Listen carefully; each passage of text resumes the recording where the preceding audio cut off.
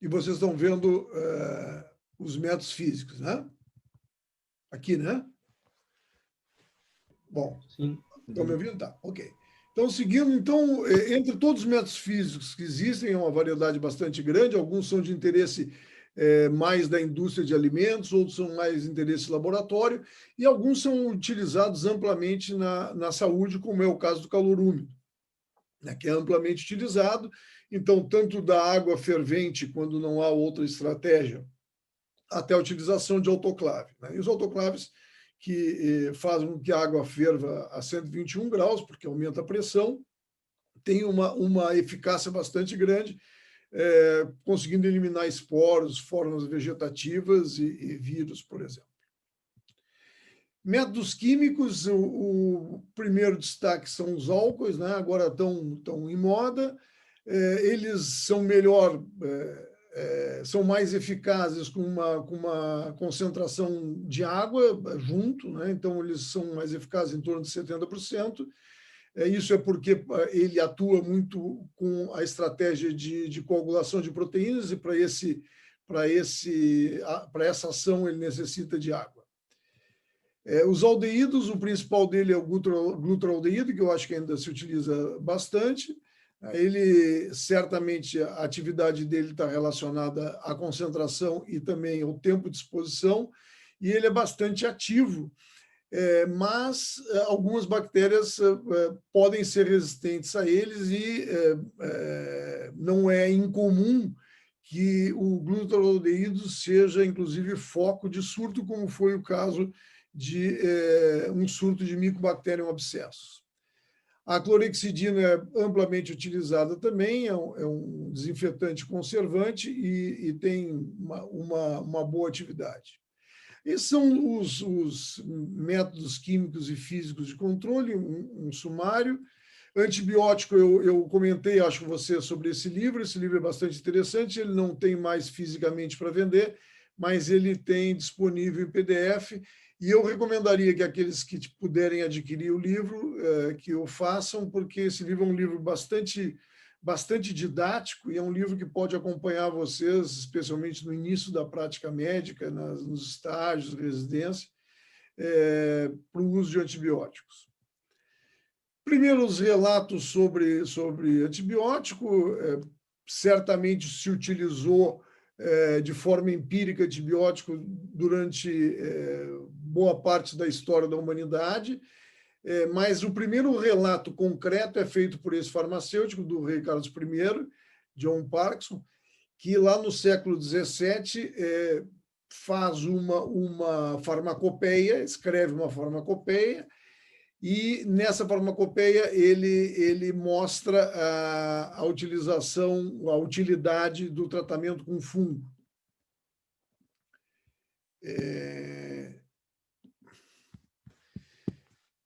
Esse é o primeiro relato escrito de uso de alguma coisa que lembra antibióticos, pelo menos antibióticos como a gente conhece.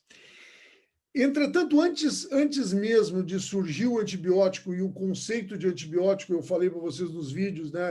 O conceito estrito sensu de antibiótico é aquele que é produzido por um micro-organismo e que inibe o crescimento de outros micro-organismos, enquanto o conceito de antimicrobiano é muito mais amplo, porque engloba também compostos químicos que têm atividade de inibir micro-organismos. Mas eu costumo falar tudo como antibiótico, porque vem da prática. Por exemplo, as quinolonas não são chamadas de antimicrobiano na prática médica, são chamadas de antibiótico, e elas são absolutamente sintéticas. Mas antes, então, do antibiótico estrito sensu, antes de nós chegarmos na penicilina, a química fina, especialmente na Alemanha, era muito desenvolvida. E se começou a tentar, até pelas primeiras observações, a tentar uma série de estruturas químicas, a uma série de combinações de moléculas, de metais e corantes. E o primeiro grande achado foi feito por Paul Ehrlich, que criou uma molécula chamada salvarsan, né, que é um bicíclico com 2 átomos de arsênio. E esse salvarsan foi extremamente útil, extremamente importante, porque ele vem substituir o mercúrio com grande eficácia e muito menos toxicidade no tratamento da sífilis.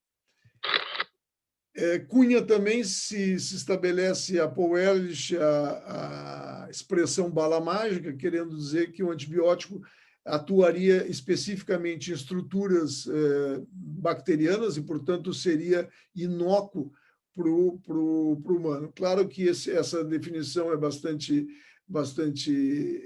improvável, né, que o antibiótico não tenha efeito nenhum outro e só na bactéria que nós queremos eliminar. Mas, enfim, a ideia, pelo menos, de toxicidade seletiva, já que ele atua em estruturas específicas da bactéria, ficou, embora se saiba que o uso de antibióticos atua também de uma série de maneiras, não só inibindo o crescimento bacteriano. E mesmo quando inibe o crescimento bacteriano, ele tem seus efeitos colaterais. Em 1929, depois de um período prolongado de férias de 14 dias, Alexander Fleming chega ao seu laboratório e depara-se com essa placa, uma placa de Staphylococcus, onde caiu um fungo de penicilina no tato, e ao redor desse fungo cria-se um halo de inibição, e Fleming, baseado em todo o conhecimento que ele já tinha, baseado em relatos escritos de vários pesquisadores, ele propõe que esse fungo produzia uma substância que inibia o crescimento bacteriano. Até 1945 não foi desenvolvido um fármaco na prateleira, não se colocou a penicilina na prateleira, ela não foi para uma escala industrial, em função, primeiro, porque havia restrição econômica da Grande Depressão de 29. Fleming também não era, segundo eu li recentemente, não era muito animado com a molécula de penicilina, pela sua instabilidade, pela incerteza que ele tinha de que era possível produzir de forma natural quantidade suficiente de penicilina para torná-la atrativa sob o ponto de vista industrial. Howard Florey foi nomeado em Oxford como um líder para formar um grupo, ele liderar um grupo, era um médico australiano, para tentar desenvolver a penicilina de forma industrial e fazer os primeiros ensaios clínicos. Entre os colaboradores, o principal deles é Ernest Chain, um químico ucraniano, que havia primeiro migrado para a Alemanha, depois ele foge da Alemanha por causa do nazifascismo, e chega à Inglaterra, e ele é um químico bastante habilidoso, e ele consegue produzir uma grande quantidade de penicilina, estabilizar a molécula, a penicilina testada com grande eficácia, passa a ser aplicada no mundo inteiro, primeiro com propaganda de guerra e depois como ferramenta terapêutica. Os antibióticos têm uma importância bastante grande na história da humanidade. Aqui mostra-se, por exemplo, como era a mortalidade antes do uso da penicilina, né? Pacientes não tratados, a sobrevivência com o passar dos dias e a sobrevivência com o passar dos dias com o uso da penicilina. Isso nos alerta, eu gosto de trazer esse quadro, porque isso nos alerta o quão perigoso é nós perdermos essas armas terapêuticas que são os antibióticos, tanto sob o ponto de vista de prolongamento da vida, diminuição da mortalidade, como sob o ponto de vista econômico. Como eu disse antes, as bactérias têm alvos diferentes da célula humana, e por isso a palavra toxicidade seletiva, a expressão toxicidade seletiva. Aqui eu mostro repasso uma figura que representa uma célula bacteriana com as suas diversas estruturas-alvo que são diferentes.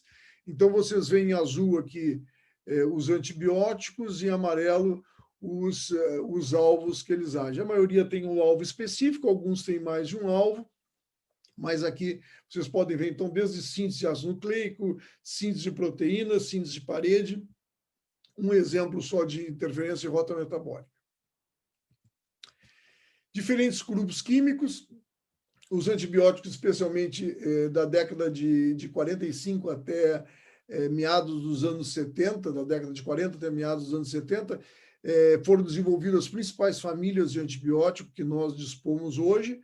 Depois há uma queda bastante significativa. Então, o mais famoso são os beta-lactâmicos, nós temos aminoglicosídeos, mais tarde surgiram os glicopeptídeos, sulfas, as tetraciclinas, macrolídeos e as quinolonas, que são bastante utilizadas até hoje. Então, olhando assim, vocês já têm uma ideia que também não há uma grande diversidade de famílias químicas que são utilizadas como antibiótico, e a maioria dos antibióticos desenvolvidos são desenvolvidos a partir desses. Então, são modificações de famílias químicas que já existem.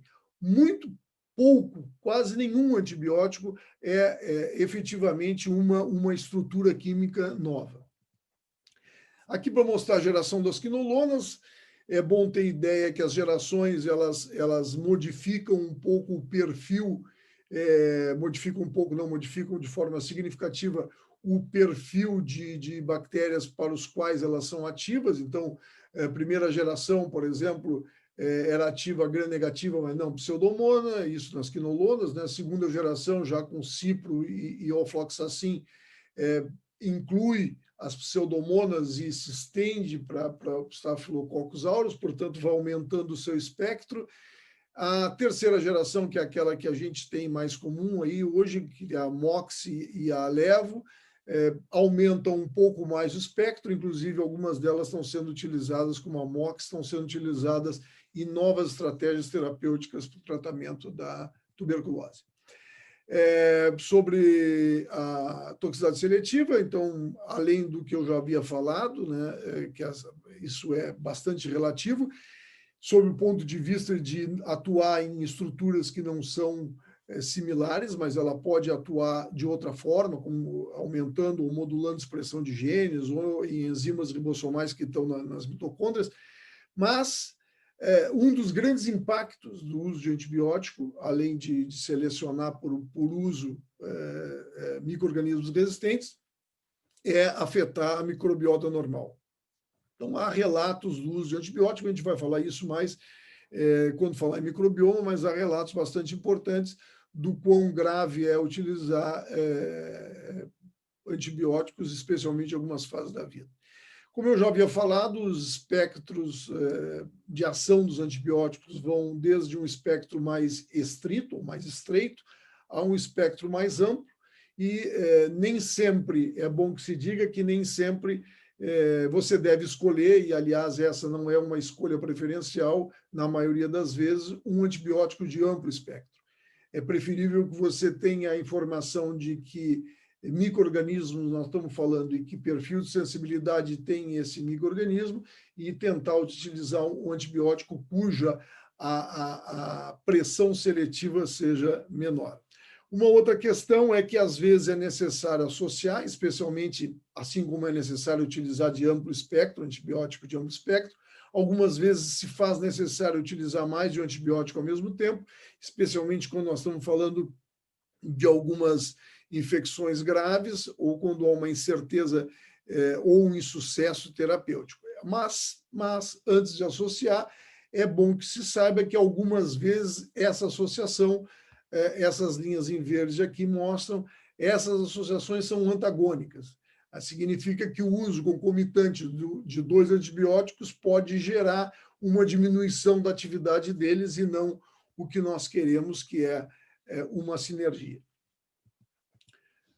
Então, aqui um fluxo que eu coloquei, um paciente com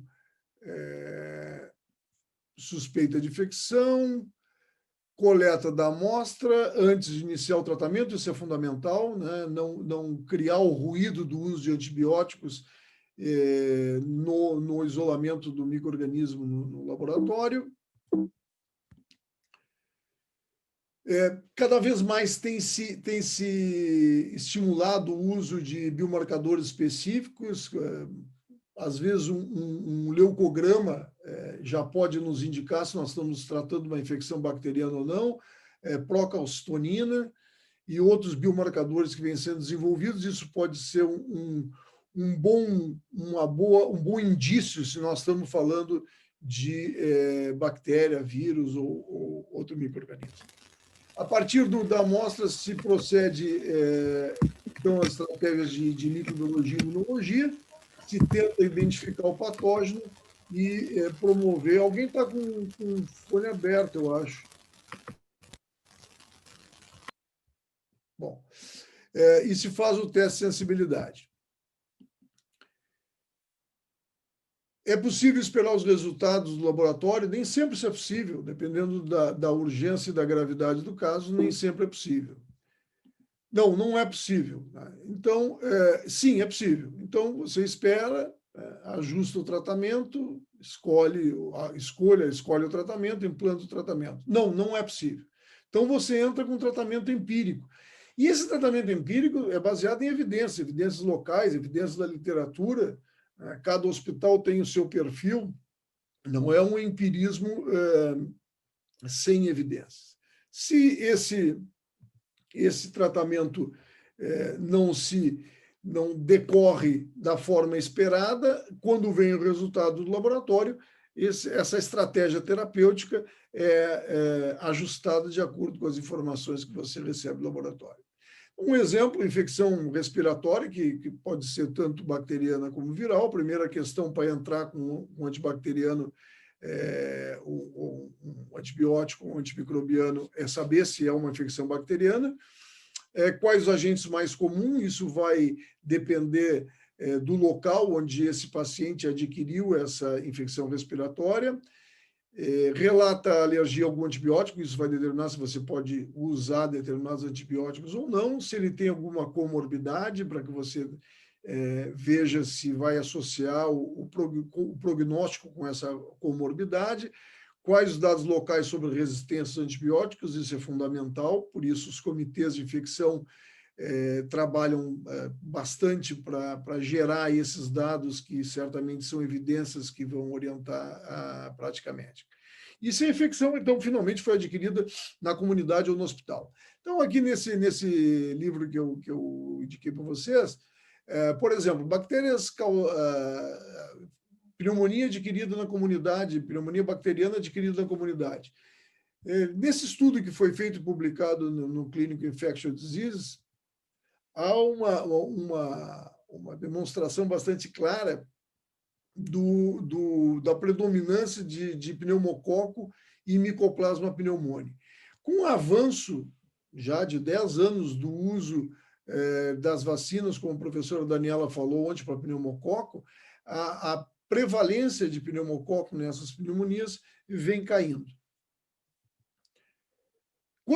Quando essa pneumonia é adquirida dentro do hospital, a coisa complica um pouco. Esse estudo que está referenciado, ou esses estudos que estão referenciados aqui embaixo, são 2 artigos publicados, mostram que quando o paciente está internado há pouco tempo no hospital, e sem risco de organismos com multidroga resistente, portanto, não está na UTI, não foi entubado, não está em respirador, há uma possibilidade grande de ser um Staphylococcus meticilina sensível, portanto, tratável com oxacilina, ou, novamente, o Haemophilus influenza. Quando o paciente adquire pneumonia, depois de um longo tempo no hospital, já com uma série de processos invasivos, ele tem uma boa probabilidade de desenvolver pneumonia com bactérias oportunistas ou ambientais, como é o caso da Pseudomonas e a Cinetobacter.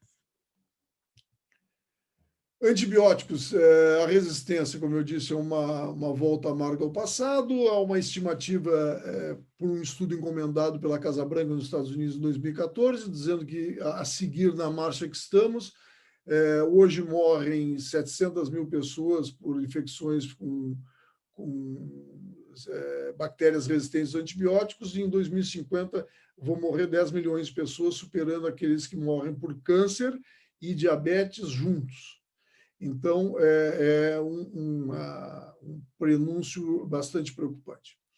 Uso de antibióticos, quanto mais se usa antibiótico, mais aparece, nós selecionamos cepas resistentes, né? Então, aqui mostra que, de acordo com o ingresso do país, há uma estabilidade nos países ricos do uso de antibiótico, mas continua aumentando nos países em desenvolvimento. Isso é bastante preocupante. Além do uso de antibióticos na prática médica, na área da saúde, nós temos uma quantidade que supera o dobro de antibióticos utilizados na produção de proteína animal. Muitos desses antibióticos são profundamente importantes na prática médica, portanto, são iguais, e certamente se conhece quase nada dessa pressão seletiva na utilização de antibióticos na produção animal, mas certamente há aí um papel bastante importante e que deve ser monitorado no meio ambiente. Alguns países da Europa têm reduzido com incentivos e com punições o uso de antibióticos na produção, por exemplo, de suínos e frangos. Principais mecanismos de resistência observados nas bactérias, um dos mecanismos mais antigos que se conhece é a ação de enzimas hidrolisantes. A bactéria produz enzimas, por exemplo, beta-lactamase, e essas beta-lactamases destroem o anel beta-lactâmico, ele não chega à sua ação. Aqui nós mostramos uma outra forma de defesa, que é o mecanismo de fluxo, o mecanismo talvez conhecido, o mais novo dos mecanismos conhecidos, mas já não é tão novo, já faz aí, acho que ele foi descrito em 97, acho que uns 23 anos atrás. Então, é um mecanismo em que o antibiótico entra, o antibiótico vermelhinho, ele entra por uma porina, que a entrada dele está representada por uma porina, e uma proteína transportadora joga ele para fora, e, portanto, ele não chega no alvo, ou a concentração dele dentro da célula bacteriana é muito baixa. Outra forma é a mutação, o antibiótico tem um alvo, ele se encaixa nesse alvo por uma proximidade físico-química, que é absolutamente necessário. Se há uma mutação, essa estrutura físico-química e essa estrutura tridimensional muda e o antibiótico não mais consegue chegar no sítio ativo que ele atuava e a bactéria continua vivendo. E a terceira é a alteração de permeabilidade, volta ao exemplo da porina. Se o antibiótico entra por porina, a porina deixa de ser expressa, o gene da porina deixa de ser expressa, a porina não existe, pelo menos por algum tempo, e o antibiótico não age. Aí, tem sido mostrado que em situações de estresse ou em biofilme, algumas bactérias, por exemplo, Pseudomonas, deixa de produzir porina por algum tempo. O controle no uso de antibióticos começa pela capacidade de diagnóstico, por exemplo, de primeiro diagnosticar se é bacteriano ou viral, depois que tipo de bactéria, a que ela é resistente e, finalmente, a que ela é suscetível, né? Para informar o que ela usa. E como nós falamos no início início de hoje, do nosso seminário, e comentamos ontem, se nós pudermos nos aproximar do doente mais do que da doença, e nós conhecermos a farmacogenética desse doente, conhecermos o PK/PD, e nós nos aproximarmos de uma dose mais adequada e individualizada ao paciente, a possibilidade de sucesso será maior ainda. Mas, para que se faça esse diagnóstico inicial, é preciso que nós tenhamos testes rápidos e acurados, e se estima que, pelo menos nos Estados Unidos, cerca de 67,5% dos antibióticos utilizados são utilizados de forma equivocada. E acredita-se que a introdução de testes rápidos de laboratório poderia evitar esse uso exacerbado. Um desses testes inespecíficos, como eu falei antes, é a procalcitonina, que vem sendo publicado alguns estudos bastante interessantes, inclusive para determinar a finalização de uma terapia antibiótica, porque o tempo de uso de um antibiótico, na maioria dos casos, foi determinado de forma arbitrária e superior à necessidade de seu uso. Então, existe um grupo que começou na Inglaterra a propor que se readeque esse tempo de tratamento, e para isso seria necessário utilizar parâmetros, biomarcadores que pudessem dar sustentabilidade a essa decisão de, olha, o paciente está clinicamente curado e eu tenho aqui uma informação de biomarcadores que me diz que nós podemos parar o uso de antibióticos. Um estudo bastante amplo, uma meta-análise, mostrou que, monitorando níveis de procalcitonina, se reduziu o risco de mortalidade, se reduziu o consumo de antibiótico e os efeitos colaterais. Esse estudo foi feito em 12 países, com vários tipos de infecção respiratória aguda, e ainda falta fazer estudos com pacientes sem infecção respiratória e imunodeprimidos. Mas é um bom indicativo e outros biomarcadores vêm sendo procurados. O amplo uso de vacina reduz a mortalidade e consumo de antibiótico. Isso é bastante claro. No momento que você vai introduzindo as vacinas, você vai tendo menos infecção e, portanto, você vai tendo menor necessidade de utilizar antibiótico. Isso gera uma melhora de qualidade de vida brutal, né, para as pessoas e uma redução de custo igualmente brutal, né? Então, quer dizer, o uso de antibióticos pode ser absolutamente reduzido se você introduzir vacinas e a morbimortalidade das doenças infecciosas em geral também. Poucas pessoas de sã consciência ainda se opõem ao uso de vacinas. O desenvolvimento, então, a última parte, desenvolvimento de novos antibióticos e adjuvantes, isso é para mostrar que existe uma escassez de antibióticos em desenvolvimento, especialmente em comparação a outras doenças não infecciosas. Há uma redução na velocidade desde 1970 e cada vez mais há um número menor de companhias interessadas em desenvolver antibiótico. A maioria desses antibióticos estão em fase pré-clínica e são produzidos por pequenas empresas de biotecnologia.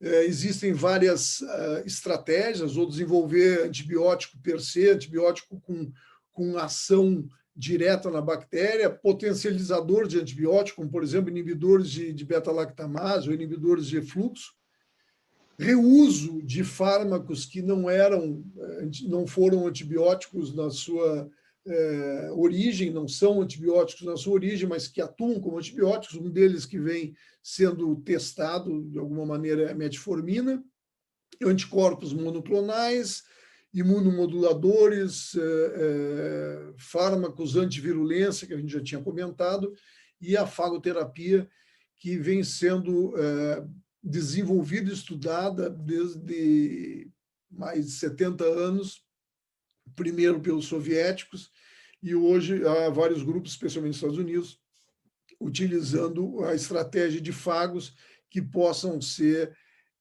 empregados como antibióticos.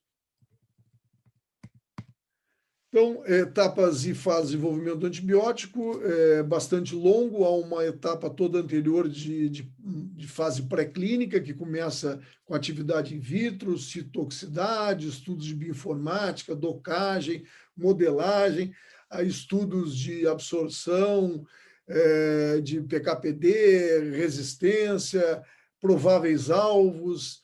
Tudo isso leva mais ou menos 5 anos em uma estrutura muito enxuta, muito adequada, né, de estudos. Normalmente isso é feito essencialmente com recurso público, seja no Brasil, nos Estados Unidos ou na Europa, ou são feitos dentro das universidades, a maioria é feito dentro das universidades, ou em institutos de pesquisa públicos, ou em alguns privados, mas com o recurso financeiro colocado com dinheiro público. Depois ele entra na fase clínica, primeiro fase de segurança, fase 1, né, quando estuda aí mais ou menos umas 20 pessoas, depois, se aí tem sucesso, é seguro, passa por uma fase de estudo de eficácia e segurança, já estamos falando aí em centenas de pessoas. Às vezes essa fase 2 é dividida em fase 2A, 2B, se você estuda grupos específicos. Por exemplo, se você estuda idosos e crianças, então você tem uma fase 2A e uma fase 2B. E tudo isso custa muito dinheiro, um investimento bastante pesado. Depois você passa por uma fase 3, né, que continua avaliando segurança, a segurança é avaliada para sempre, e a efetividade agora aumenta. Agora já estamos falando em milhares de pessoas sendo estudadas. Essa é uma das críticas que vem sendo feita ao desenvolvimento de vacinas, que segue a mesma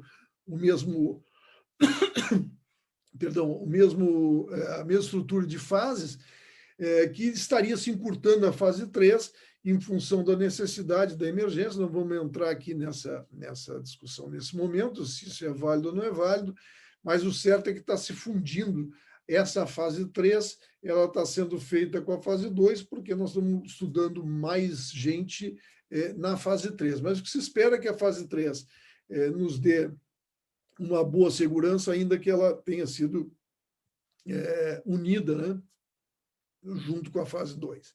E, finalmente, a fase 4, que é quando o antibiótico já está no mercado, e aí vai se usar em toda a comunidade, toda a sociedade, e vai se observar, eventualmente, efeitos colaterais e alguma coisa que possa ser percebida e que não foi percebido, especialmente na fase 3. Em função de todas as fases, em função de todas as limitações, quando você começa a estudar antibióticos em empresas ou estruturas apropriadas para isso, você utiliza hoje todo o maquinário automático, é feito com robôs, é a fase de descoberta de uma nova droga. Você estuda aí na ordem de milhares de candidatos, pode associar aqui nessa primeira fase e se associa realmente ferramentas de bioinformática para fazer screening em sílico, fazer docagem em sílico. Se escolhe 250, mais ou menos, candidatos, se entra naquela fase pré-clínica com todas aquelas etapas. Quando entra na fase de desenvolvimento clínico, nós temos, no máximo, 5 compostos.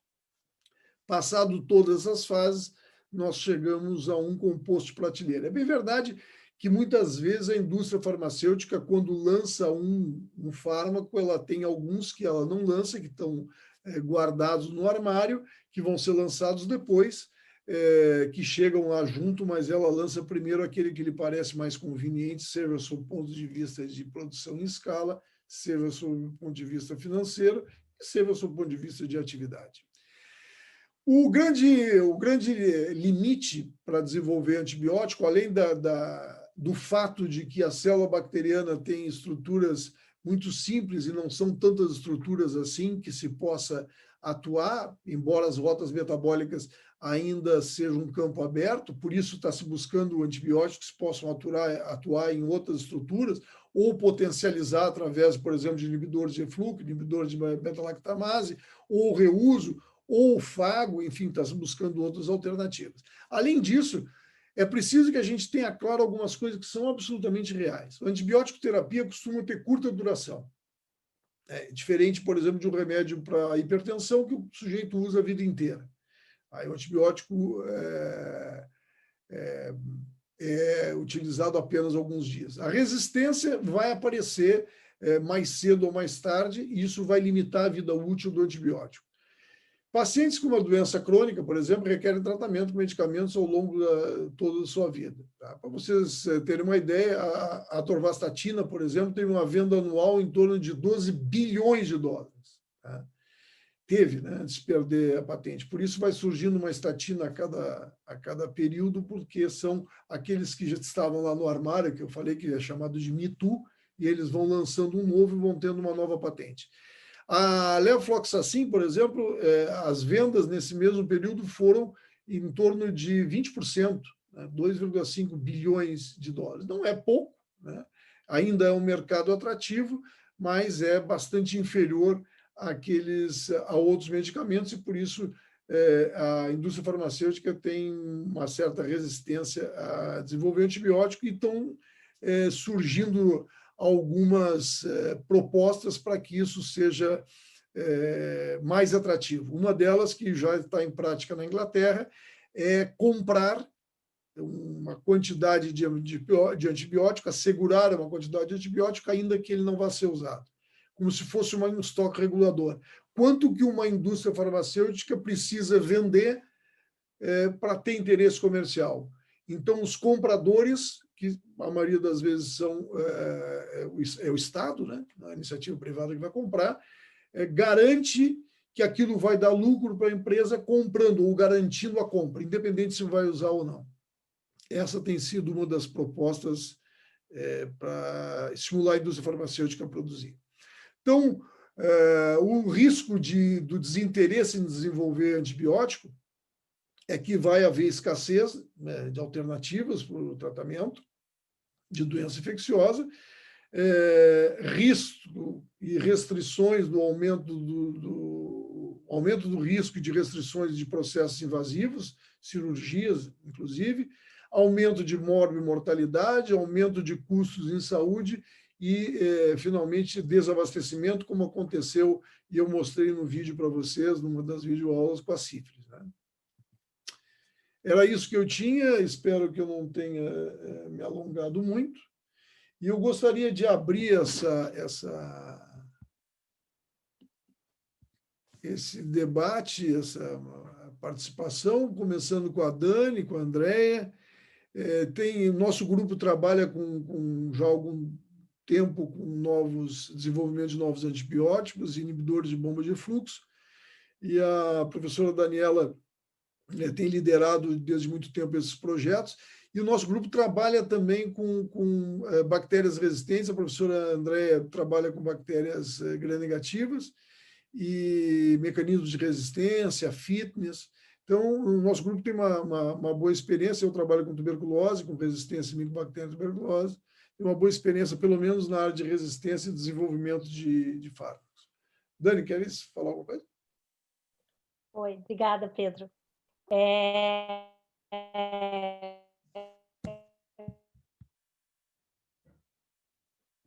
Não estou ouvindo, será que sou só eu?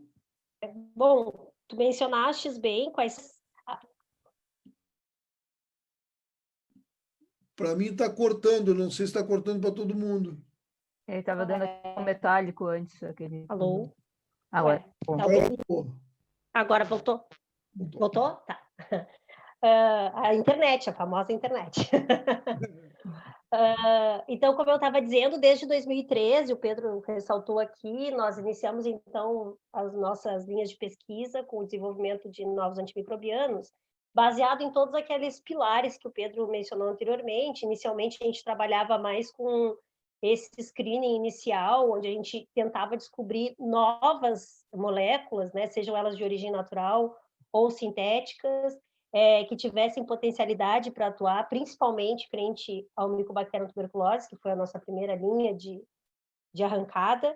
E logo depois, e mais recentemente, a gente tem tentado seguir toda essa necessidade que tem emergido e todas as propostas que a Organização Mundial da Saúde e esses órgãos regulamentadores têm tido de buscar outras alternativas, sejam elas reutilizar esses fármacos com um adicional de tecnologia, como é o caso da nanotecnologia. Nós temos também tentado proporcionar que esses compostos que a gente investiga tenham atividade não necessariamente relacionadas a uma nova proposta, uma nova mecanismo, mas também inibindo esses mecanismos de resistência, né? Também abrimos o nosso portfólio de espécies que a gente acaba testando, né? Então, a gente agora testa com gram-positivas, com gram-negativas, e não somente com micobactérias, como a gente fazia no princípio, mesmo que a gente ainda tenha como principal alvo as micobactérias, já que é o nosso carro-chefe desde o início, né? E hoje nós contamos com uma biblioteca muito grande, de mais de 1.000 compostos sintéticos, mais de 1.000 extratos vegetais, alguns deles já com algumas substâncias isoladas. E uma coisa bem importante, assim, para quem não vivencia essa rotina, e como o Pedro comentou também, poucos são os investimentos nessa área de pesquisa. Aqui no Brasil tem poucos grupos que trabalham com desenvolvimento de antimicrobianos, principalmente no caso da tuberculose, né? E geralmente são grupos relacionados à academia, como ele também comentou. O que nós temos visto, assim, é que as dificuldades são grandes e que nós dificilmente, pelo menos o nosso grupo, já que nós já estamos há 17 anos, né, estudando esse tipo de coisa, dificilmente nós vamos ter acesso a esse produto chegar na prateleira, porque falta dentro da estrutura da universidade tecnologia para que a gente consiga avançar e sair dessa fase pré-clínica, que é a que a gente acaba fazendo dentro da universidade. E também falta investimento da parte da indústria e das grandes empresas para investirem no desenvolvimento daquilo que a gente acaba desenvolvendo preliminarmente, né, nessa fase bem pré-clínica mesmo, dentro da universidade. Mesmo assim, a universidade agora tem tentado se aproximar mais dessa realidade com o desenvolvimento acelerado de patentes e também com aproximação com as empresas, né, para que a gente possa, então, sair muito dessa parte mais investigativa e consiga se aproximar da prática. Dificilmente alguns de vocês vai vir a utilizar um dos compostos que nós encontrarmos na nossa pesquisa ao longo desses anos, porque dificilmente houve um investimento ou uma parceria bem refinada para que a gente conseguisse avançar nesse sentido. Além disso, como ele colocou muito bem, meçam esse esforço no sentido de que, no nosso caso mesmo, nós já investigamos milhares de compostos e até agora nós temos alguns candidatos que também estão em fase pré-clínica e que logo ali na fase clínica podem declinar devido à parte da farmacocinética, da farmacodinâmica desse composto, devido à questão da heterogeneidade da doença, de como essa doença vai se aproveitar, enfim, vai ser aproveitado para as doenças, enfim. Então, na verdade, é um desafio bastante grande. Eu acredito, particularmente, que nós nunca vamos deixar de necessitar desses fármacos antimicrobianos, mas eu também acredito que o investimento de vacina poderia nos dar um respaldo muito maior em relação a isso, né? Minimizando principalmente os custos, mas eu também acho que, de certa forma, o desenvolvimento de vacina vai num aceleramento muito menor do que o desenvolvimento de antibiótico, porque também não é tão rentável para a indústria, que acaba que a gente fica meio refém desse mercado que tem por trás de todas as etapas de desenvolvimento desses novos fármacos. São fármacos que são pouco importantes, digamos assim, para a indústria, uma vez que uma doença infecciosa vocês vão indicar provavelmente o uso de um antibiótico por um tempo curto, dependendo da doença, é claro. Tuberculose tem um tempo maior e algumas outras doenças, mas doenças como pneumonias, por exemplo, geralmente vocês vão ter um tempo bem menor de uso desses fármacos do que no caso de doenças crônicas. Diga, Pedro. Primeiro eu estava procurando, não tinha um lugar que a gente botava uma mãozinha, tá aqui, que a gente levantava a mãozinha, né? Bom, não, não, eu me lembrei que tem dois aspectos que a Dani abordou que eu tinha esquecido de falar. Um deles é que, além do tratamento ser curto, os novos antibióticos são reservados, especialmente aqueles de espectro maior, são reservados para casos mais graves. Então, além de você usar por pouco tempo, você usa menos, também porque são mais caros, né? Você usa menos. Então, tudo isso faz com que a indústria não se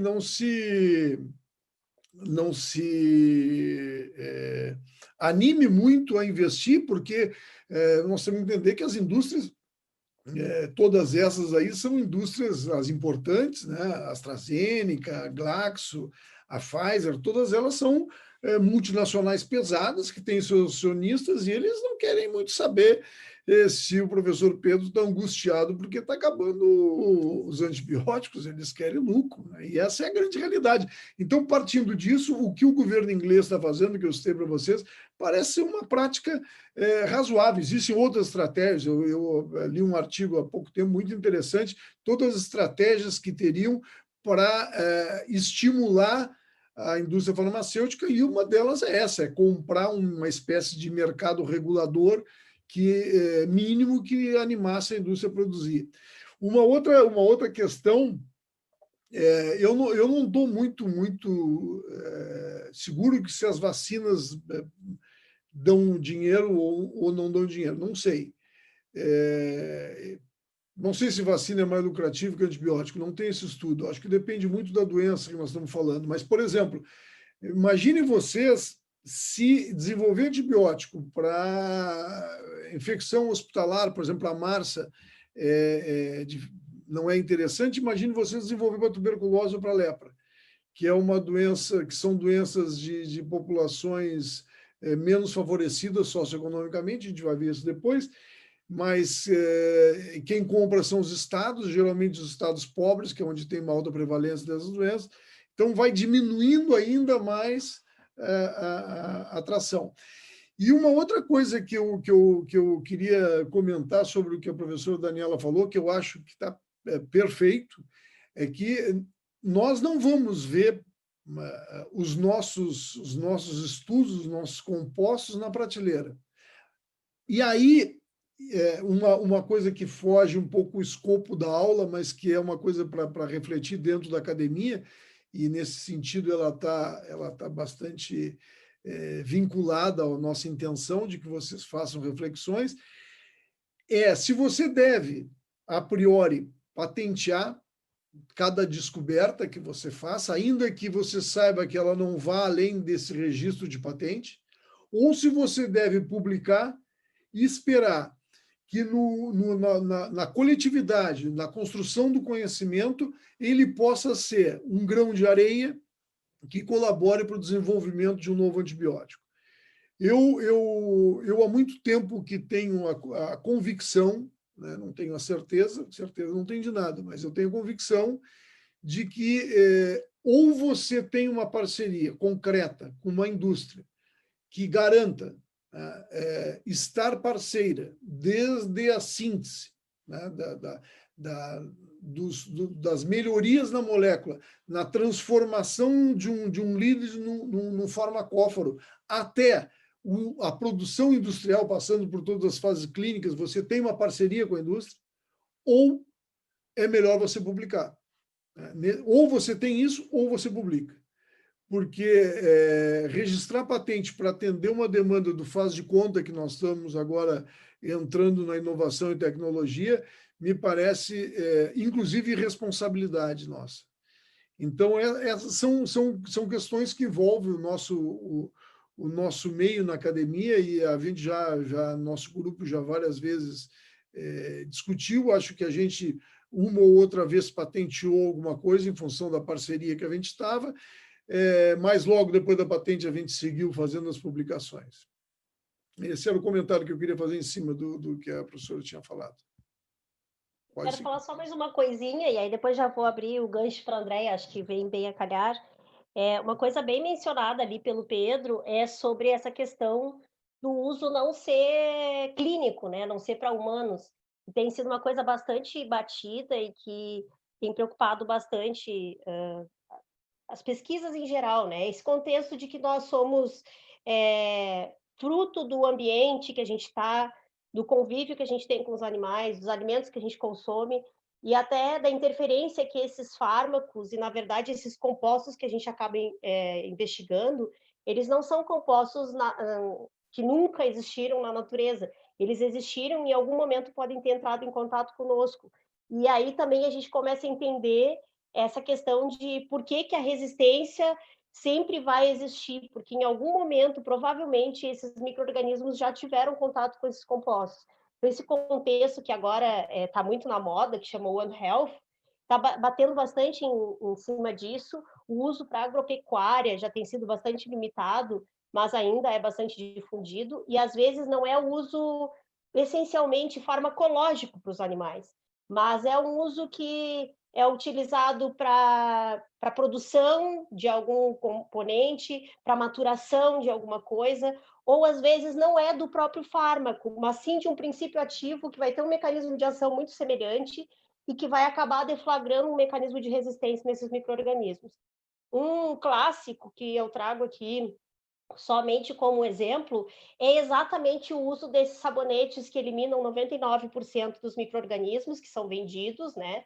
E que os Estados Unidos, há pouco tempo atrás, já proibiu a utilização desses sabonetes, porque viu que os compostos que são acrescidos nesses sabonetes, tais como o triclosan, eles são compostos que acabam tendo um mecanismo de ação bastante semelhante ao que a gente tem para fármacos, né, antibacterianos, e isso acaba fazendo com que ele promova mecanismos de resistência, como o próprio efluxo, em bactérias do tipo Escherichia coli, por exemplo, e isso faz com que no momento em que a gente precise utilizar os fármacos que tem disponíveis na terapêutica, ou o próprio triclosan, que é utilizado dentro do ambiente hospitalar, ele não tem eficácia. Então, esse contexto de a gente falar do ambiente, do próprio hospedeiro humano, dos animais, do que a gente se alimenta, de estimular o nosso sistema imune através de imunomoduladores ou de probióticos, de também não influenciar tanto na microbiota, que acaba sendo um estímulo do nosso sistema imunológico, tem sido uma coisa bastante recente e que tem permeado muito dos estudos em relação ao desenvolvimento de novos antimicrobianos. Então, eu só queria deixar esse gancho, acho que a Andrea vai entrar nessa questão da resistência, então, não sei, Pedro, se quer que eu fale mais sobre alguma coisa? Não, está legal. Eu queria ouvir a Andrea, ver o que o pessoal tem para comentar. A Andrea contando a experiência dela com resistência, com os estudos que a gente fez. Oi, Andrea. Hoje eu estou entrando. Tirando aqui o vídeo. Então, até falando sobre a resistência, uma boa parte do que eu vou falar, eu estou preparando a aula para sexta-feira, que vai ser de infecções do trato urinário. Então, boa parte dos nossos resultados eu vou destacar, né, nessa apresentação. Então, agora eu vou ficar um pouco mais...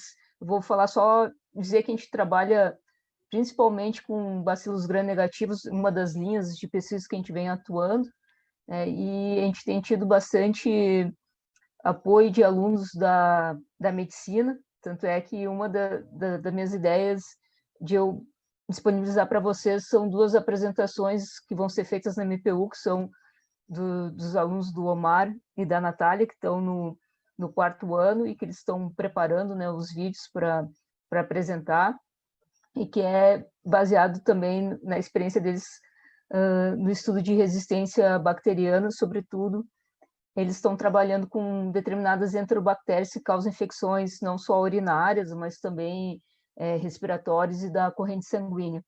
Então, aí, só para comentar, eu não vou detalhar tanto, porque já está mais preparado para os vídeos que eu vou disponibilizar na sexta-feira, e aí na semana que vem a gente pode discutir mais, algumas informações a mais, mas basicamente um dos grandes problemas relacionados às infecções do trato urinário, que é um dos focos que a gente estuda, é que elas são muito frequentes em ambulatórios e também são uma das principais causas de infecções adquiridas no ambiente hospitalar, que faz, geralmente, também ser responsável por um grande consumo de antibióticos.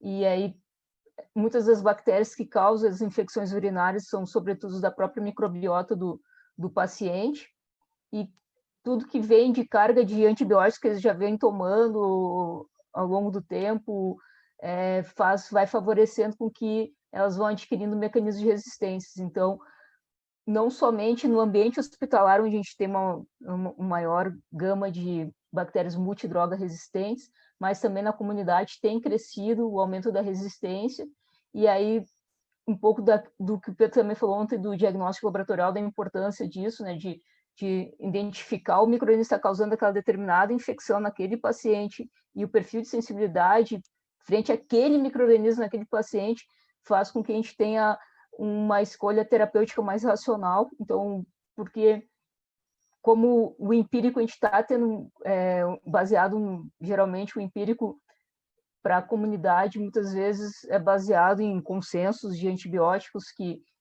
tem ação frente aos micro-organismos que comumente causam aquela infecção, né? Nem sempre leva em consideração a prevalência local e o perfil de sensibilidade local do que aquela população que vai ser tratada, né? Então, é importante conhecer quais são os principais patógenos, quais são os perfis de sensibilidades predominantes desses patógenos, para, se caso tenha a escolha empírica, ter uma escolha mais racional. Então, o que eu vou falar e que está ali é mostrando os principais mecanismos de resistência a bactérias que causam infecções urinárias, sobretudo os bacilos gram-negativos, e como o exame laboratorial pode contribuir para reduzir, né, essa seleção que que vem ocorrendo. Então, a gente tem alguns estudos mostrando ao longo dos anos o aumento da resistência, os mecanismos que estão se proliferando, que estão se disseminando, sobretudo em plasmídeos, né? E também, muitas vezes, tem a bactéria resistente a determinado antibiótico, mas pelo fato de ele estar o gene que causa a resistência está em plasmídio, ele carrega outros genes de resistência, e isso vai favorecendo também, quando não responde bem ao tratamento, vai se trocando o antibiótico, e aí vai aumentando o número de fármacos que esse micro-organismo vai ficando resistente, vai ficando mais difícil de tratar. Então, eu vou falar mais isso nas aulas que eu estou preparando, assim, né, mais detalhado, assim, mostrando mais específico o caso. Obrigado, André. Eu não sei, Nani, tu quer fazer algum comentário? Júlia, Ana Júlia, quem mais que está aqui? Alunos. Eu estou preocupado com uma coisa. Bom, às vezes, de dizer minha preocupação sobre a disciplina, eu vou fazer mais um comentário.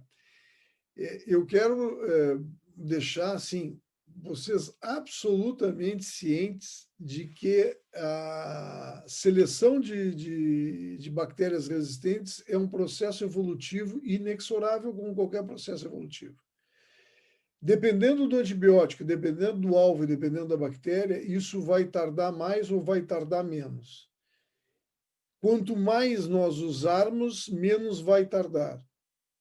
Então, não há dúvida que todo antibiótico seleciona a cepa resistente. As cepas resistentes são aquelas mais aptas, esse é o processo evolutivo. E o que nós devemos fazer, enquanto profissionais de saúde, é usar de forma racional o antibiótico.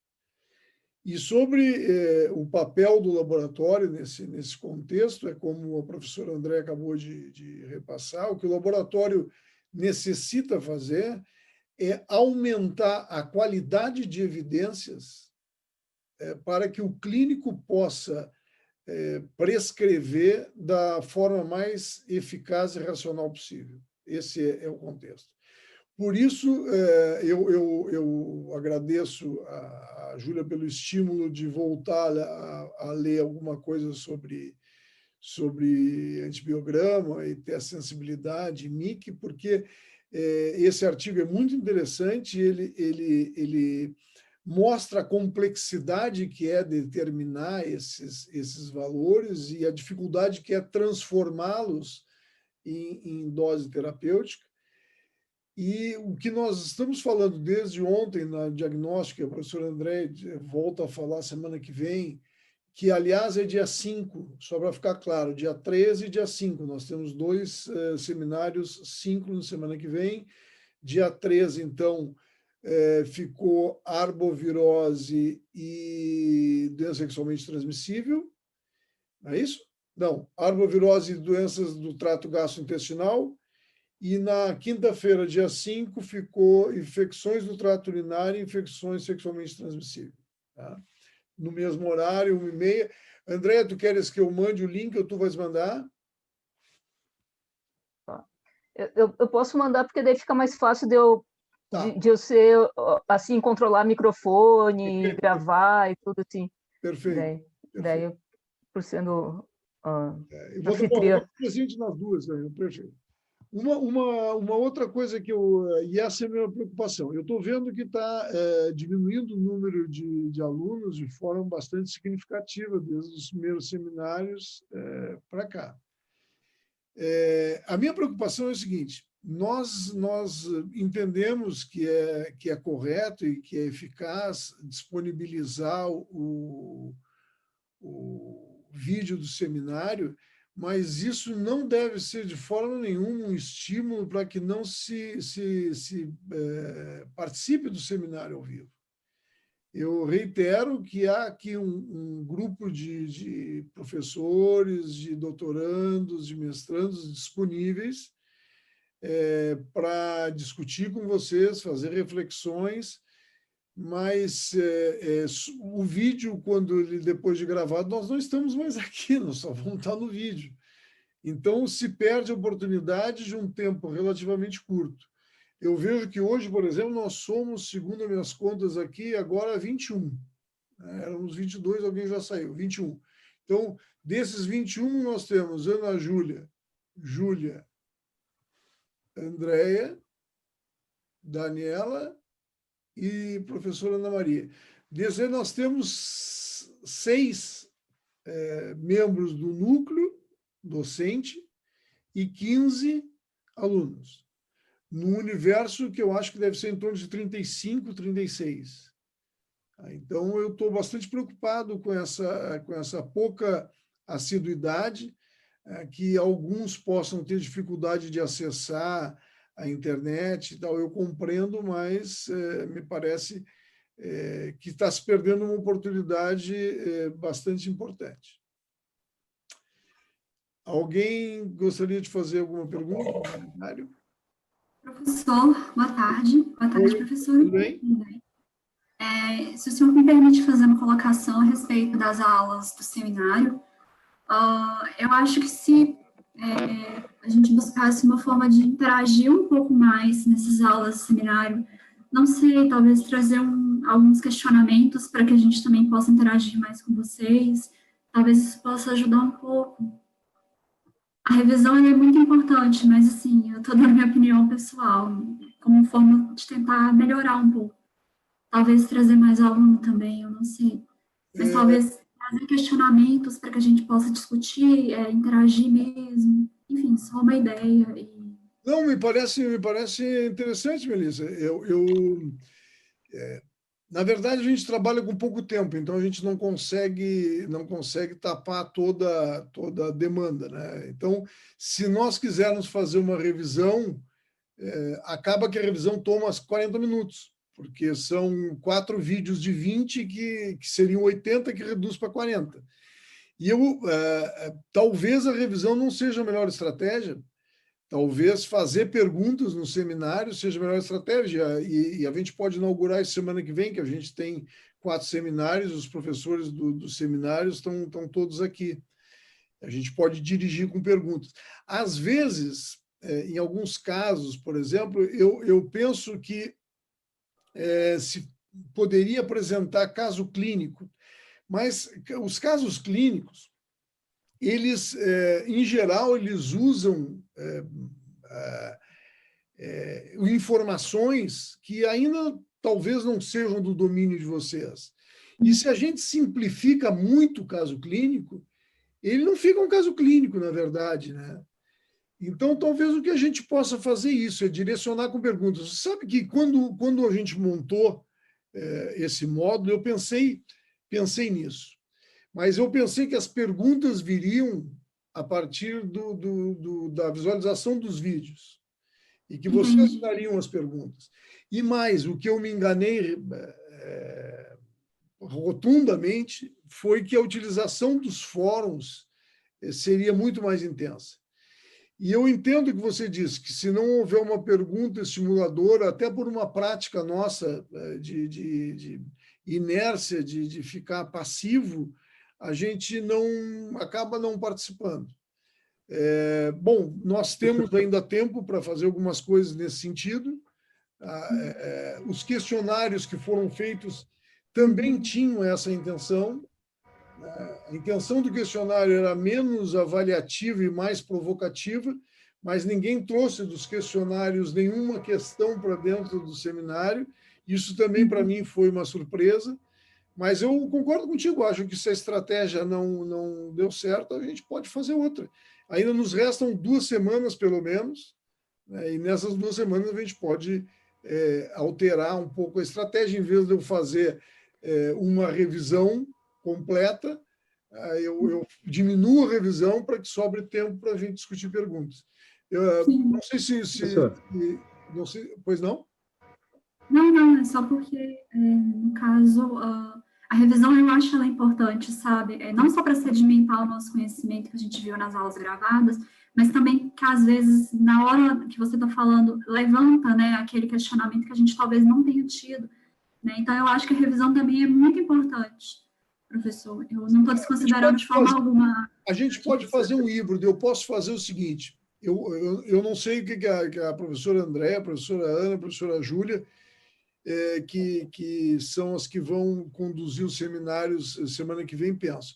Mas o que eu estou pensando, tá, que você agora me despertou, é o seguinte: se dentro da revisão, né, eu diminuo a revisão e faço inserção de perguntas na revisão. Então, dentro da revisão, a cada bloco da revisão, eu insiro algumas perguntas, eu vou fazendo a revisão e aí chego no slide e tem algumas perguntas para a gente discutir. Talvez isso seja outro dinamismo. Eu acho que talvez pudesse melhorar sim, professor. Eu acho que... Assim, para dizer só uma coisa, como forma de crescimento mesmo, sabe? De forma alguma, eu estou diminuindo a abordagem que o senhor fez, que os professores fizeram, de forma alguma. Não, tá ótimo. Eu quando disse para vocês lá no início que eu estava aprendendo, e acho que todos nós estamos aprendendo com esse modelo, primeiro porque é verdade, porque nós estamos aprendendo. Né? Eventualmente a gente comete alguns equívocos até na colocação do AVA. E segundo, porque eu acho que esse modelo de agora, ele nunca mais vai ser abandonado. Eu acho que ele vai ser híbrido com presencial, e nós vamos agregar isso como ferramenta. Talvez já tivéssemos, certamente nós já deveríamos ter agregado, mas, enfim, não agregamos. Então, eu agradeço bastante as opiniões de vocês, porque elas que vão construir o módulo melhor. Eu não sei, acho que o Carlos queria falar alguma coisa. Sou eu. Pois não. Indo de encontro a essa sugestão da Melissa e tudo que a gente está conversando nesse momento, eu acho que pequenas coisas, assim, como, por exemplo, ontem mostrou imagens e que sugeria, por exemplo, o que seria encontrado provavelmente no líquor, qual seria a bactéria, micro-organismos, seriam pequenas perguntas dentro dos próprios seminários, já talvez seja um híbrido, assim, uma sugestão, é só Não, eu acho uma ideia. Ontem você lembrou bem, ontem eu fiz isso. Acabamos fazendo isso, porque colocamos aquelas perguntas em relação à microscopia. Eu acho que pode ser naquele estilo mesmo, né? Eu acho que aquele estilo vai funcionar. Não sei o que a Nani acha, a Andréia, a Júlia, a Dani. Não, eu acho bom. Podemos fazer desse jeito para a semana que vem, para arbovirose.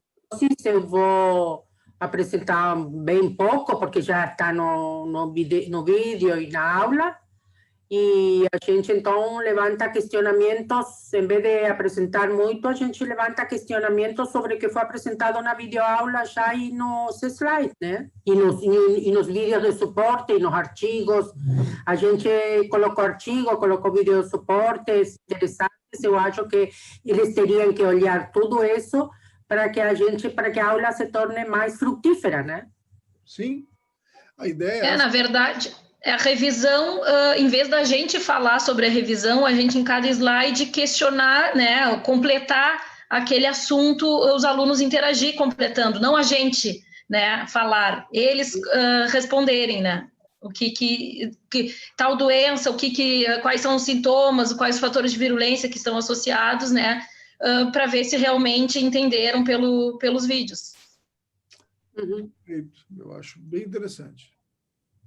Vamos tentar. Eu acho que vai facilitar agora que, na verdade, o que foi agora foi muito a parte conceitual de tudo que a gente vai precisar para essas aulas que a gente vai dar agora. Então, por isso, eu vi muita facilidade agora, quer dizer, ao preparar, né, atualizar as aulas de infecções urinárias, vendo aquilo que tu já comentou dos fatores de virulência, até a conversa de virulência e patogenicidade, vai ter exemplos mais clássicos mostrando quais são os fatores que fazem a bactéria se tornar, né, um patógeno. Então, acho que valeu porque a gente teve bastante parte conceitual para os alunos, né? E agora, para a parte que agora a gente está comentando nós, eu digo porque vai ter a Nani, a Júlia, falando de doenças em si, né? já mais uma parte não conceitos, mas mais de doença. Então, a gente vai juntar muito do que foi falado até agora. Foi falar de diagnóstico, falar de conduta, de característica do patógeno mesmo, né? Então, acho que vai facilitar a gente agora especular baseado naquilo que eles já tiveram, o que já sedimentaram de conhecimento, aquilo que foi apresentado nessas 2 semanas, né? Que elas são mais conceituais, né? Então, talvez é mais difícil mesmo a interação quando se passa mais conceitos do que agora juntando esses conceitos nas doenças que nós vamos falar. Exato. Professor, também tem outra questão. Eu acho sobre o número um pouco menor hoje aqui na reunião, eu acho que algumas pessoas acharam que era na quinta. Mas é só um palpite. Mas no fórum houve alguma... Ficou confuso lá no fórum, não? Ou ficou claro que era... Porque eu acho que no fórum a data correta hoje, que dia é? 28. 28. No fórum, não. No fórum está escrito 28. Link para o seminário. Não, prof, eu acho que a gente se acostumou às aulas síncronas, terça e quinta. Eu mesma, assim, só sei porque mandaram o link no grupo, mas eu não ia ter lembrado, eu pensei que era amanhã também. Tá bem. Essas coisas, assim, acho que, na verdade, as aulas eram para ser segunda, terça, quarta e quinta, né? Mas, enfim, como é proposto e normatizado pela universidade que seja prioritariamente assíncrono, nós ficamos com um pouco essa flexibilidade de fazer... Primeiro, eu achava que ia ser um seminário só, e logo percebi que um seminário só é muito pouco por semana, mas isso, na verdade, é como eu disse a vocês, eu percebo conforme eu vou fazendo. Algo que eu não tenho experiência, eu primeiro tenho que me apropriar do conjunto das coisas para poder ter uma noção mais clara. Eu já vi que, por exemplo, até uma distribuição de conteúdo, como é muito conteúdo para pouco tempo, nós temos uma semana a menos, também isso pesa muito, está nos pesando muito essa semana, nós somos 5 semanas e agora estamos só com 4. Essa semana faz muita falta. Mas, enfim, nada do que... Eu não estou aqui, não sou de chorar as pitangas, não sou de sentar na beira da calçada e ficar reclamando, que, na verdade, a ideia aqui realmente é construir, acho que a gente está construindo. Acho que é legal que vocês falem com os colegas, porque já a dinâmica a partir da semana que vem vai ser essa, vai ser uma dinâmica de revisão intercalada com perguntas dentro da própria revisão, e seria bom que todos tivessem, que a maioria participasse também das respostas.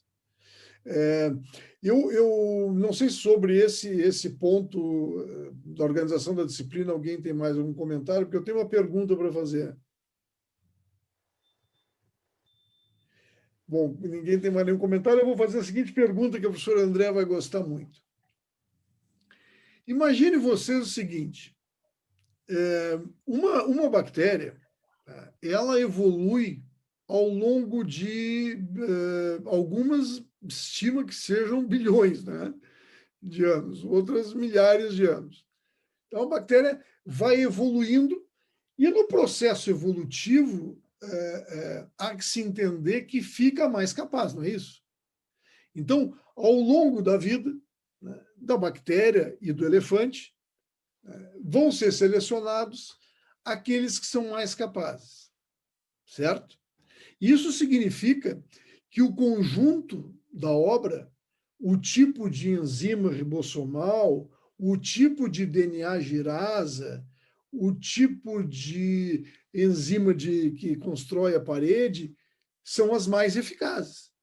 Porque nada foge da evolução e muito menos os genes. Correto? Estão de acordo ou não? Primeira pergunta é essa, estão de acordo ou não?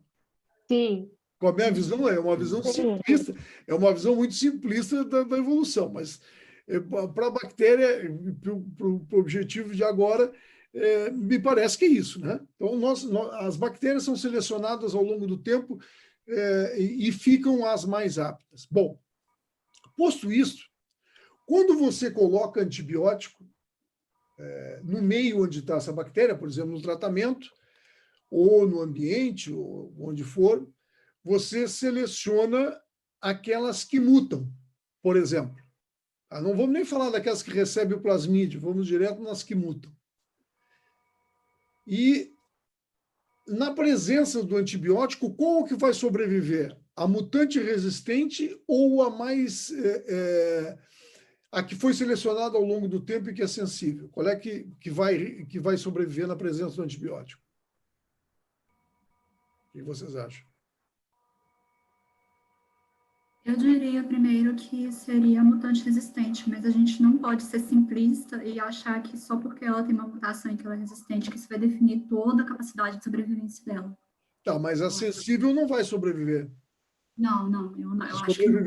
Se sobreviver alguém, sobrevive a mutante resistente. Isso. Só Certo. que eu acho que tem outros vários fatores relacionados à fisiologia e genética dela que também ajudam nessa sobrevivência. Por exemplo?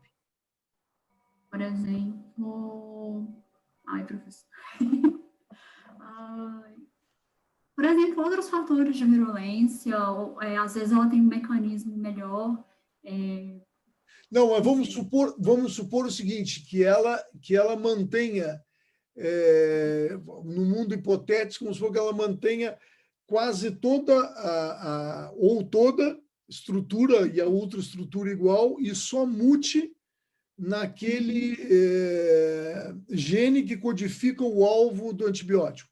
Por exemplo, ela muta uma enzima ribossomal um gene codifica a enzima ribossomal, portanto, a enzima ribossomal está mutada, que é o alvo de um aminoglicosídeo, por exemplo.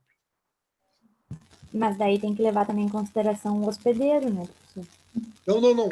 Tá, vamos falar em ambiente, então. Não, tu leva em conta o hospedeiro, mas na presença do antibiótico seleciona a resistente. Olhando assim, parece que sim. Tá. Então, vamos para a terceira pergunta, que é a pergunta do milhão. Quando você retira o antibiótico,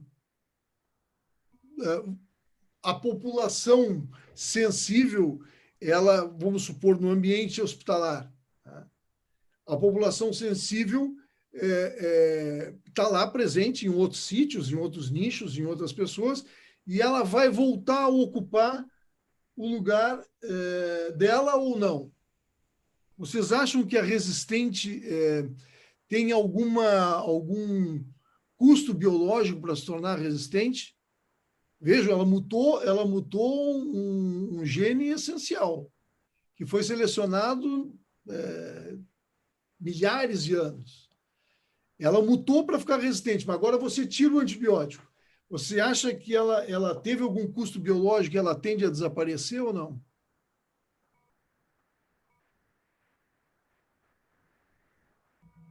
Eu acho que ela não tende a desaparecer, porque ela ficou, teoricamente, entre aspas, um termo não técnico, mas assim, mais capacitada. Mas não sei, né, professor? Ela ficou mais capacitada na presença do antibiótico, mas sem o antibiótico ela está mais capacitada, então a evolução não funcionou para ela, o antibiótico é que fez o processo evolutivo. Não, eu acho... Ai, agora eu não sei, fiquei super em dúvida. Acho que ela tende a desaparecer, né? Tende a desaparecer. Professor André. Dizer, sim ou não, não sei. Professor André vai explicar. Eu acho que também pode acontecer como alguns órgãos, né, algumas coisas com o passar dos anos de evolução que não tiveram uma função específica no nosso corpo, eles também foram desaparecendo, né? E eu acho que pode acontecer o mesmo na falta desse estímulo, né? Então, a Ludmila estava começando por um sentido, e aí depois mudou um pouquinho. Eu achei que ela ia dar a resposta começou perfeita, bem. mas Começou bem. Aí depois mudou um pouquinho mais. Já achei que eu ia ter que pagar o prêmio do milhão. Um milhão, exato. O Pedro estava suando frio ali. Mas então, Ludmila, o teu pensamento estava certo quanto ao passar dos anos, e eu vou comentar assim. Então, bem como o senhor Pedro falou, tu tem uma bactéria que era sensível, se tornou resistente, sofrendo uma mutação em algo que era essencial para ela. Na presença do antibiótico, foi ela que sobreviveu, mas depois que acabou o antibiótico, novas cepas que estavam ali da mesma espécie, que não tem a mutação, volta a se restabelecer. E aí, aquela que teve alteração, né, que levou a algo, uma mudança em algo, um gene essencial, manteve ela viva, porque ela sobreviveu mesmo, né, com o antibiótico, continuou causando ali a doença enquanto ela estava resistente para aquele antibiótico, né? Manteve ela viva. Mas ela está mutada. Quando elas estão juntas, a tendência, né, que vocês já responderam, é que ela seja eliminada quando não tendo antibiótico, porque ela teve um custo biológico para se tornar resistente, né? Então, a tendência seria isso. Então, a gente não tem mais bactéria que se tornou resistente sobrevivendo no organismo ou no ambiente, vocês acham? Ou sendo transmitida e causando novas doenças? No caso, com o desuso do antibiótico, a microbiota anterior se restabelece. Isso explica por que alguns antibióticos, durante um período, deixam de ser usados e voltam depois de algum período. Seria isso acho que é um procedimento que é eficaz. Retirar o antibiótico por um tempo, aí reduz, eu acho que tem se tornado uma redução da resistência de bactérias resistentes àquele antibiótico quando ele não está mais presente. Tem se visto isso.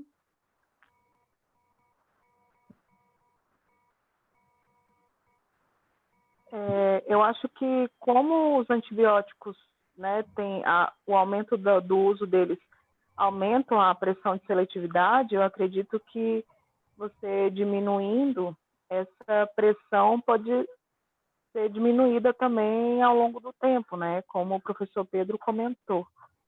Mas acho que elimina a bactéria resistente, ela deixa de existir, tendo só sensíveis.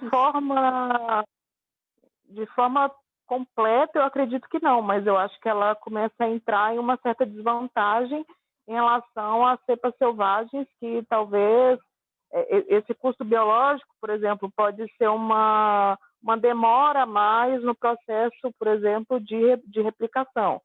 Então, no momento que o estímulo é retirado, as cepas selvagens podem aumentar em número e aquela lá continuar, só que uma população menor, já que aquele estímulo foi retirado e não tem mais essa pressão seletiva. Perfeito. Existe esse procedimento. Esse processo ocorre muitas vezes. Mas aí eu te pergunto, e vocês acham que existem compensação? Pode existir compensação por um problema? Que até vocês, muitas vezes, no organismo de vocês, algo que possa ter uma deficiência, pode ter algum mecanismo de compensatório? Eu acho que existem isso também em bactérias, em micro-organismos.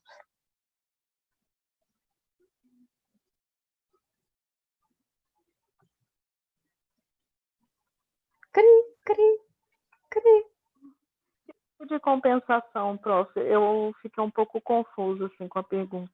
Então, trouxe um bom exemplo, né? Por exemplo, as fluoroquinolonas, né, que podem causar mutação na girase. A girase ajuda a evitar aquele supercoile, aquele enovelamento, né, quando vai ocorrendo a duplicação do DNA, por ele ser circular. Se fosse abrir lá a fita dupla de DNA e não tivesse a girase na frente, ela se enovelava e trancava, e não teria replicação. Aí a mutação aí a DNA girase evita, né, esse superenovelamento, que vai ajudando a ocorrer a duplicação do DNA. Mas aí as fluoroquinolonas, o que elas fazem? Elas vão ali na DNA girase e para ela fazer esse relaxamento do DNA, o que ela faz? A DNA girase faz pequenos cortezinhos no próprio DNA e religa depois, né? Só para ele ficar, como ele é fita dupla, para uma fita passar pela outra, assim, e ir relaxando, mas depois ela religa, corta e religa. Com as fluoroquinolonas, ocorrem esses cortes e ela não consegue mais religar, ele não consegue deixar a parte da girase religando, então picoteia e assim morre a bactéria com a fluoroquinolona. Algumas algumas mutações na DNA girase, no gene que codifica para a girase, acaba fazendo com que a fluoroquinolona não consiga encontrar esse alvo mais e ela continua tendo ação.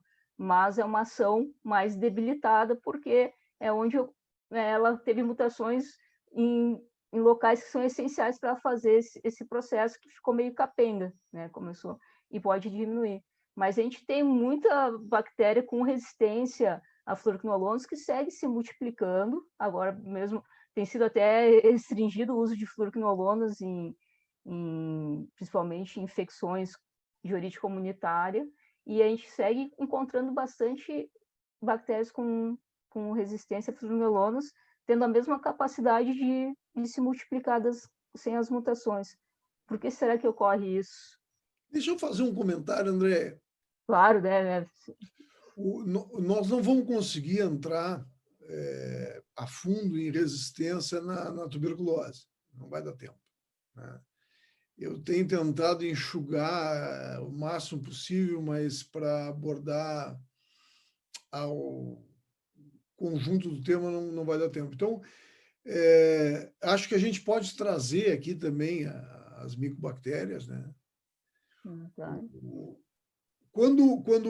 fazer uma história legal. Quando vocês vão gostar. Lá no início dos primeiros usos de antibiótico, logo no início, quando se começou a utilizar a isoniazida, dois pesquisadores muito importantes viram que a micobactéria tuberculose, que era resistente à isoniazida, que eles haviam isolado, tinha um custo biológico muito alto. E durante um tempo bastante longo, ficou como um paradigma dentro da resistência, especialmente micobactéria tuberculose, que uma bactéria resistente necessariamente tinha um custo biológico. Com o passar dos anos, com a evolução da tecnologia, das ferramentas, né, se descobriu que, na verdade, a resistência naquela cepa específica, que havia sido isolada lá em 1950 e alguma coisa, ela tinha uma deleção do gene total. E, portanto, não havia nenhuma atenuação, nem no gene, nem fora dele, porque o gene não existia mais, havia sido deletado, e realmente, quando o gene é deletado, ela tem um custo biológico, mas esse é um fenômeno raro. Por azar, a que se isolou, estudou, tinha justamente o fenômeno mais raro de todos, que é a deleção completa do gene. Porque a maioria das cepas que são resistentes à isoniazida, que era o caso, elas têm uma mutação pontual, elas mudam só um nucleotídeo num específico lugar, a maioria delas num específico lugar desse gene CATG, que codifica uma catalase peroxidase. Então, essa crença de que uma cepa resistente é necessariamente deficiente sobre o ponto de fitness, né, é uma crença em alguns fenômenos que não podem ser generalizados. Esse era o comentário que eu queria fazer sobre a micobactéria tuberculose. Eu quase que já ia dar a resposta agora, porque eu ia falar sobre a rifampicina, mas não vou falar. Vamos ouvir o que o pessoal tem para dizer.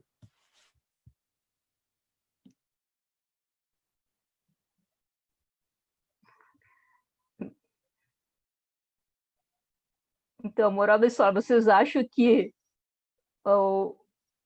uma bactéria que se torna resistente ela tem sempre um custo biológico, ou ela pode ser competitiva da mesma forma com a sensível e também ser transmitida, ou a tendência é sempre ela desaparecer?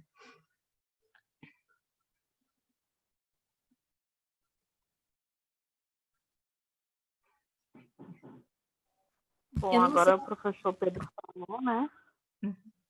Eu acho que a depender do tipo de mutação mesmo, né? Igual ele falou, uma mutação pontual, mas eu ainda creio que possa existir uma menor taxa porque existe um gasto de energia, um uso, pelo menos, energético da célula para fazer esse processo. Isso pode diminuir algum processo ou outro, um processo metabólico, de uma forma indireta. Talvez diminuir, mas não acredito mais que realmente desapareça, né? Mas depende muito dessa mutação aí, eu acredito. Perfeito, eu acho que tu abordou aí uma informação bem pertinente, o tipo da mutação, e isso também a gente vem encontrado bastante. Geralmente, quando a gente estuda a base molecular da resistência, baseada em mutações, a gente encontra uma predominância de uma mutação, né, relacionada à resistência para alguns determinados antibióticos e em alguns micro-organismos.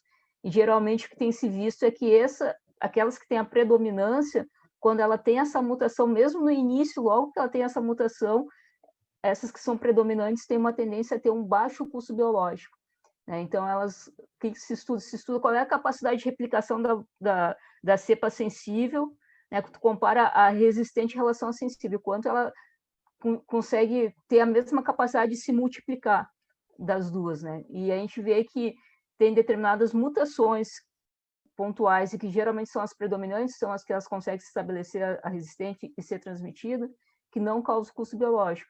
E temos mutações que causam custo biológico, mas ao longo do tempo vão tendo mutações compensatórias que vão fazendo ela se restabelecer e ter o mesmo fitness, a mesma capacidade de replicação, né, ao longo do tempo. Então, tu falou bem direitinho, o tipo da mutação é bem importante, é bem relevante mesmo.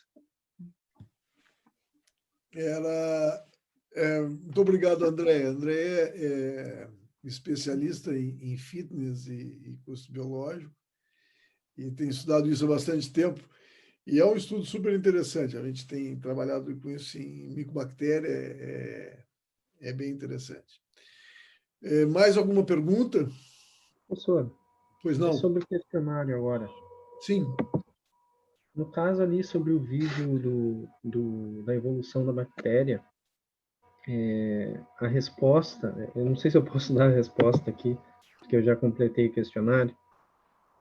Pode. No caso, a resposta é que a resistência aos antimicrobianos é um processo evolutivo onde o micro-organismo adapta-se ao ambiente, né? E, no caso, eu queria saber por que a resistência aos antimicrobianos ocorre por transferência genética, por que não pode ser a resposta correta? Porque eu pensei, no caso, naquele processo de conjugação. Mas deixa eu voltar a pergunta lá, Carlos, peraí. Deixa eu voltar a pergunta, porque eu agora não estou lembrando exatamente como é que foi montada a pergunta.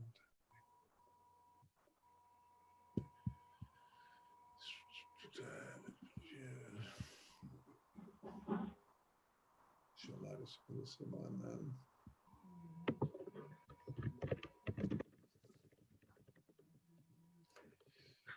Considerando o experimento laboratorial demonstrado nesse vídeo, é possível inferir que, 1.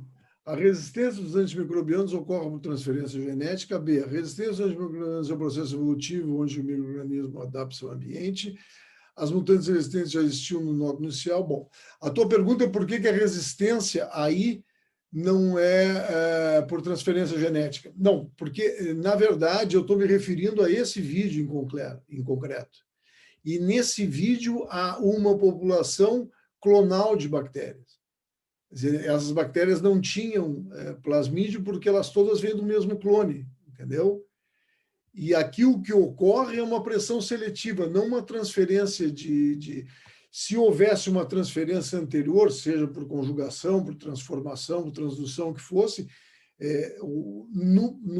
na fase posterior de presença de antibióticos, tu ia selecionar essa que recebeu o plasmídio. Mas aqui elas partem de uma população única, uniforme, que não tem plasmídio, não há transferência porque é a mesma população. O que ocorre aqui, na verdade, é uma adaptação no processo evolutivo por mutação. Essas que chegam ao final aqui do vídeo são as mutantes. Elas não receberam plasmídio porque elas não tinham contato com nenhuma bactéria com plasmídio, já que elas estão originadas de uma população uniforme. Não sei se eu me fiz claro. Entendeu, Carlos? Elas, no caso, são todas, digamos assim, iguais? São todas iguais. É uma população que se chama população clonal. Elas saem de uma única célula, uma dispersão de uma população igual. O que vai diferenciar nesse caso aí, que elas não estão em contato com outras populações, é a mutação. Elas não podem transferir o que elas não têm, porque elas saem de um inóculo absolutamente uniforme, de um mesmo clone, como a gente chama.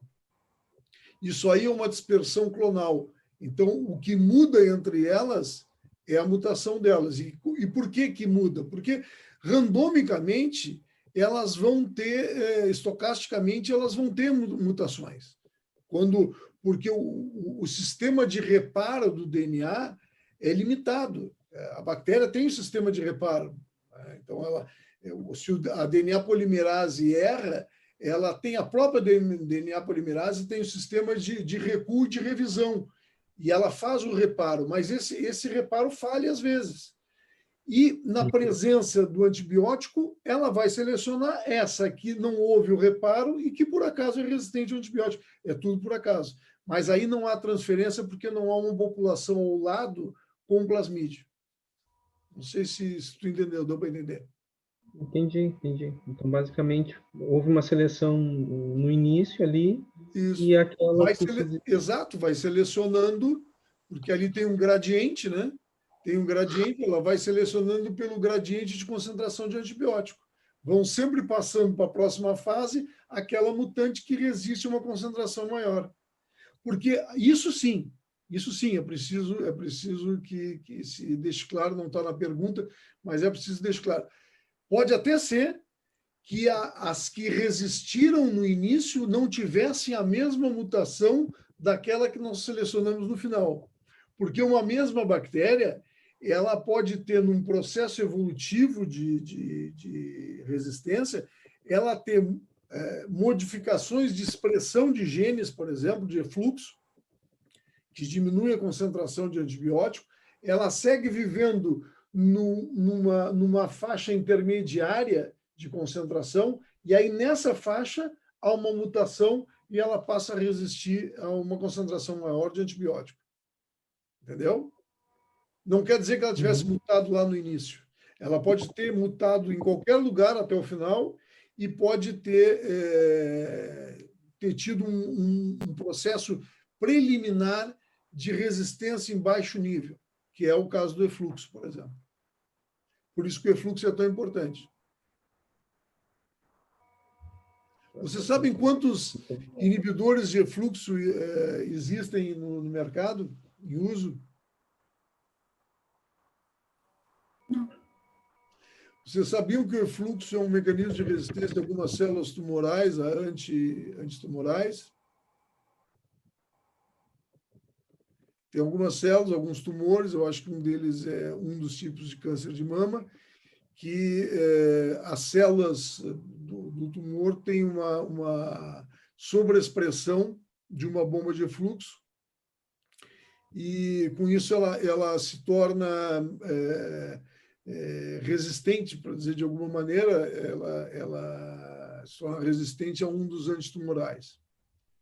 E esse mesmo mecanismo existe no mundo microbiano, fungos e bactérias principalmente, e também está envolvido com resistência.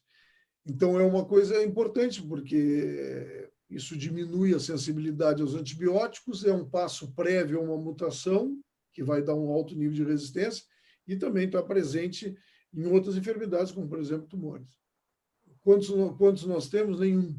Nós não temos nenhum inibidor de efluxo em uso, porque não é fácil encontrar um inibidor que possa ter toxicidade seletiva. Esse é um dos grandes desafios. Algumas empresas estão envolvidas nisso já há bastante tempo. A busca de inibidor é uma coisa que já tem quase 30 anos. muita pesquisa, mas nenhum inibidor até hoje foi colocado em uso. Tá bom? Mais alguma pergunta? Mais alguma consideração? Não? Bem, gente, então, muito obrigado. Eu vou fazer uma revisão ali, ver se está faltando alguma coisa nos questionários, mas eu acho que não. E na semana que vem, dia 3, então, terça-feira, nós temos o primeiro seminário 5 da próxima semana, que a gente, então, a professora Ana e a professora Júlia vão fazer já a revisão mais ou menos nisso que a gente acertou hoje. Depois o outro é na quinta-feira, que a professora Andréia vai colocar lá o link, que é sobre infecção do trato urinário, infecção sexualmente transmissível, que aí também vai ser dividido entre a professora Ana Maria e a professora Júlia. E também vamos fazer uma revisão nesse sentido, eu vou estar nos 2 seminários também. Qualquer dúvida, utilize o fórum, e nós estaremos à disposição. Tá bom? Um abraço. Obrigada. Obrigada, professor. Obrigada, professor. Obrigado, professor. Obrigado a vocês. Obrigado. Tchau, tchau. Até mais.